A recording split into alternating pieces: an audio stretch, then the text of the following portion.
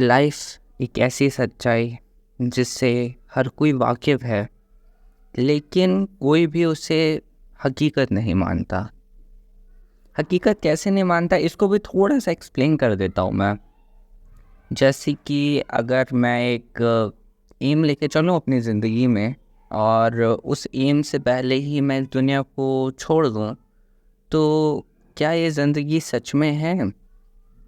आज हम इतनी सारी चीज़ों से घिरे हुए हैं कि हकीकतें कहीं गुम सी हो गई हैं। ज़िंदगी हकीकत है या हकीकत ही ज़िंदगी, ये वाइस वर्सा वाली चीज़ें हैं। आज मैं एक कमरे में बैठकर आप लोगों से बहुत सारी बातें नहीं कर सकता, लेकिन आज मैं इसी जगह पर बैठ के अपनी ज़िंदगी की बहुत सारी बातों को बता सकता हूँ। क्या आज से सदियों पहले कोई ऐसी चीज़ें सोच सकता था? शायद नहीं सोच सकता था। एक प्रश्न उठाता हूँ कि आज से कुछ समय पहले मैं आईआईटी जेईई की तैयारी करने के लिए बहुत ही ज़्यादा एक्साइटेड था, लेकिन जैसे ही मैंने उसकी डार्क रियलिटी को देखा, मेरे पाँव भी डगमगाने लगे। ऐसा क्यों हो रहा था? और क्या केवल ये मेरे साथ ही हुआ था? क्या ये मेरे साथ ही हुआ या औरों के साथ भी हुआ? एक इंसिडेंट शेयर करता हूँ। जब मैं क्लास में बैठता हूँ तो मुझे कभी कभी कुछ भी समझ में नहीं आता। ये एक हार्श रियलिटी है। ऐसा क्यों होता है मुझे नहीं पता, पर ये केवल कोचिंग की क्लास में होता है, स्कूल की क्लास में कभी नहीं होता। ऐसी बहुत सारे प्रेशर्स के साथ हम लोग प्रिपरेशन कर रहे हैं, और ऐसा सिर्फ मेरे साथ ही हो रहा है ये ज़रूरी नहीं है। एक इंसिडेंट शेयर करता हूँ। मेरी क्लास में एक और बंदा है जिसके साथ ये सब चीज़ें हो रही थी, पर उसने किसी को नहीं बताया। मतलब आज के टाइम में हम इतने अकेले हो गए हैं कि हम किसी को कुछ बताना ही नहीं चाहते। हम मानते हैं हम एक दूसरे के कॉम्पिटिटर हैं, पर एक चीज़ और है कि कंपटीशन, वॉर, ये चीज़ें बाहरी लोगों को इन्फ्लुएंस करती हैं, उनके इंटरेस्ट में है। मेरा और वो जो सामने सोल्जर लड़ रहा है, हम दोनों का एक दूसरे के लिए कोई भी गीला शिकवा पहले से एग्जिस्ट नहीं करता। हाँ, जब हम इस मैदान में कूदे तो ये अपने आप बन गया। लेकिन हो सकता है कि कुछ समय बाद जब ये जंग ख़त्म हो जाएगी तो ये चीज़ें हमारी ज़िंदगी को बहुत ज़्यादा इफ़ेक्ट ना करें। बट लेकिन जो हमने आज से अपने एक इमेज क्रिएट कर ली, एक रिलेशन क्रिएट कर लिया, वो गिले शिकवों वाला ही सही था, पर ये बहुत ज़्यादा कॉन्फ्लिक्टिंग रहेगा। ऐसा इसलिए क्योंकि मुझे ऐसा लगता है कि यार आज से 5 साल बाद जब हम लोग मिलेंगे, कुछ लोग उस एग्ज़ाम को क्वालिफाई करने के बाद अपने डिज़ायर्ड प्लेस पे होंगे। हो सकता है कि हम उस डिज़ायर्ड प्लेस तक ना पहुंच पाए, लेकिन उससे भी अच्छी प्लेस तक पहुंच जाएं।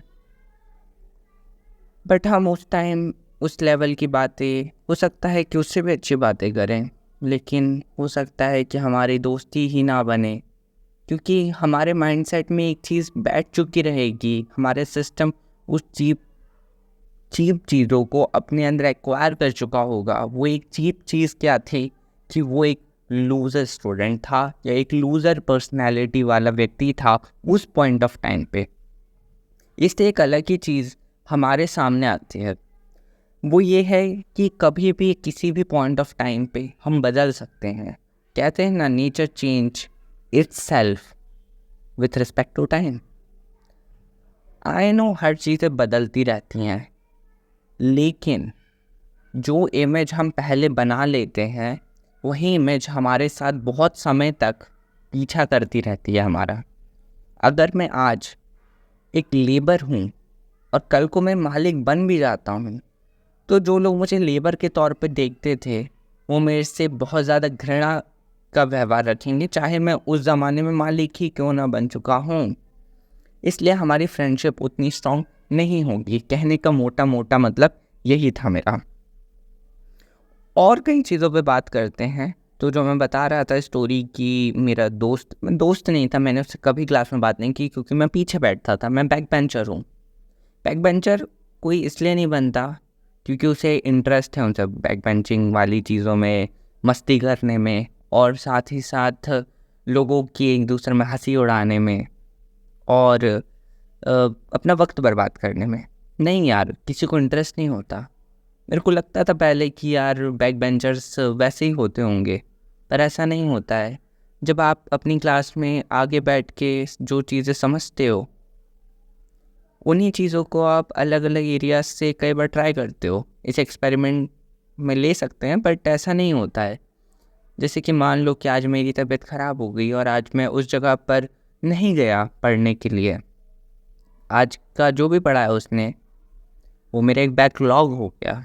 अब मैं कल जब जाऊंगा, मैं कोशिश भले ही करूं, पर वो उस लेवल पे मुझे अंडरस्टैंडिंग नहीं डेवलप हो पाएगी जो उस दिन होनी चाहिए थी। एक मैच्योरिटी जो हर क्वेश्चन के बाद आती है, सेल्फ रियलाइजेशन के बाद, वो उस दिन की मिस हो जाएगी। और जब वो काफ़ी दिनों की मिस होते चली जाएगी, तो जो हमें बाद में 1 महीने बाद फिर पढ़ाया जाएगा, वो बिल्कुल भी कुछ भी समझ में नहीं आएगा। वो एक अंडरस्टूड है कि भाई वो समझ ही नहीं आ रहा। तो जब आपको क्लास में कुछ समझ ही नहीं आ रहा है, तो आप आगे बैठ के क्या ही कर लोगे? कोई तीर तो मार नहीं लोगे। तो आप एक बैक बेंचर बन जाओगे।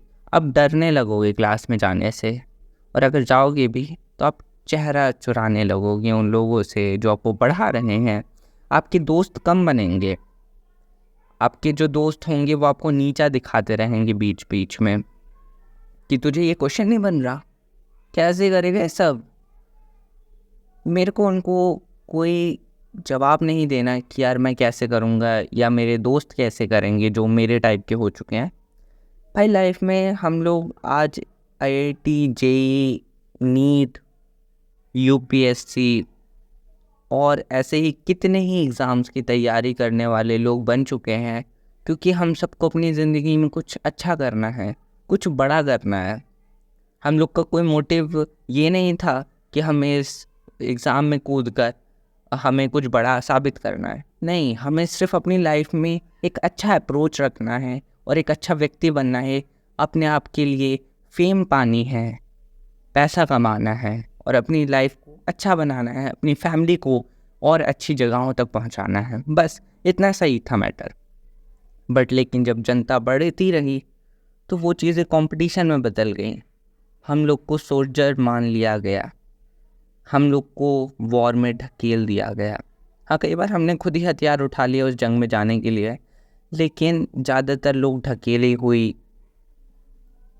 सोल्जर्स की तरह हैं जिनका मन तो कभी नहीं था, पर किसी और की खातिर वो लोग वहाँ पर चले आए।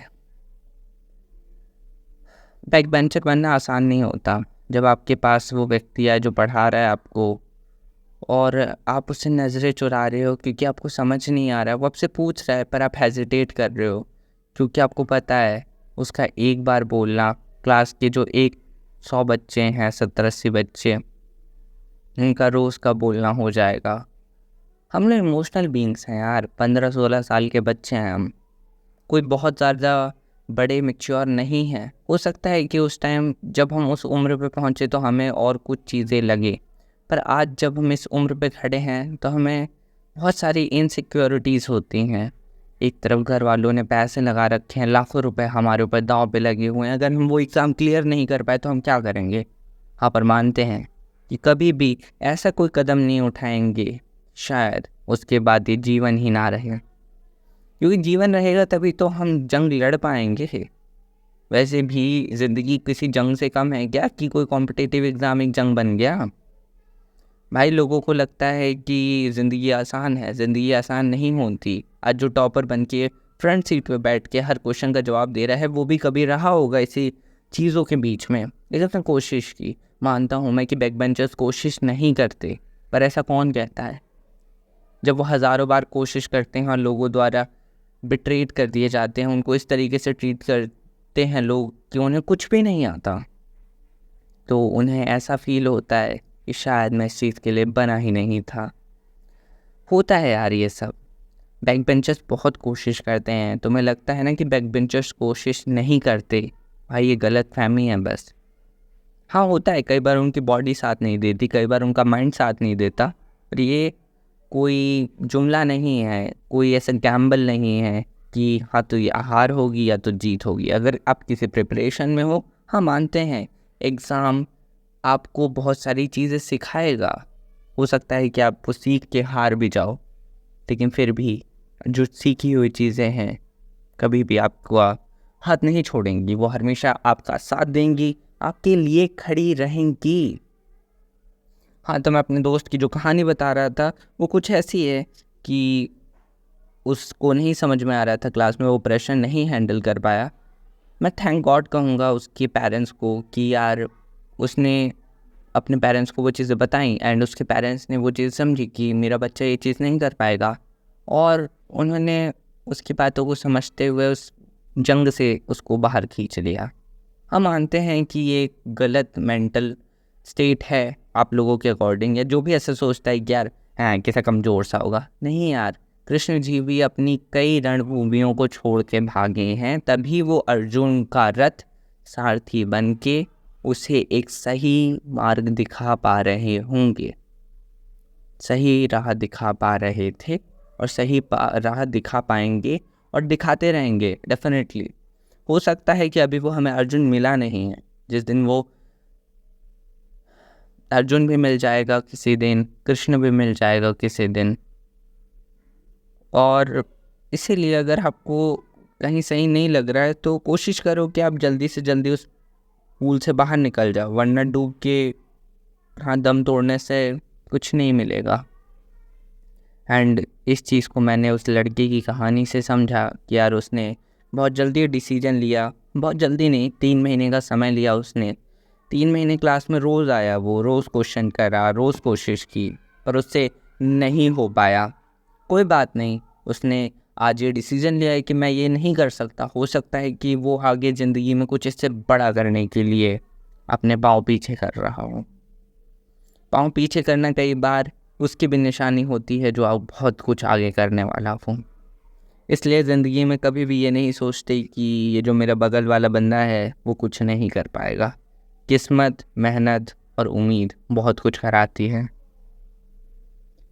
ऐसे ही जब भी मुझे लगेगा कि यार मेरी ज़िंदगी बहुत हताश निराश हो गई है तो मैं आप लोगों से ज़रूर बात करूँगा, क्योंकि ज़िंदगी बहुत अकेली हो गई है।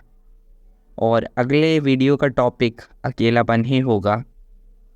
इस वीडियो में हमने IIT JEE और जितने भी कॉम्पिटिटिव एग्ज़ाम में बच्चे बैठते हैं उनके लिए बात की, और अगली बार देखते हैं अकेलेपन पे बात करेंगे।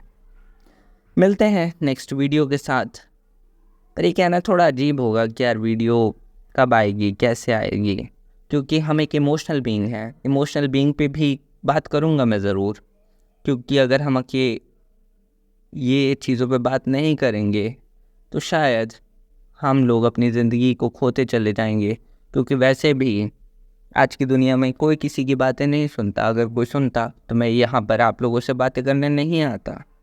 मैं अपने घर के आसपास किसी से मिलता, बातें करता, उसको बताता, क्योंकि कोई किसी की बातें सुनना नहीं चाहता, कोई किसी का दर्द देखना नहीं चाहता। हाँ, बस अपने दर्द को उछाल उछाल के बताना चाहता है, या फिर केवल दूसरों के दर्द पे हंसना चाहता है।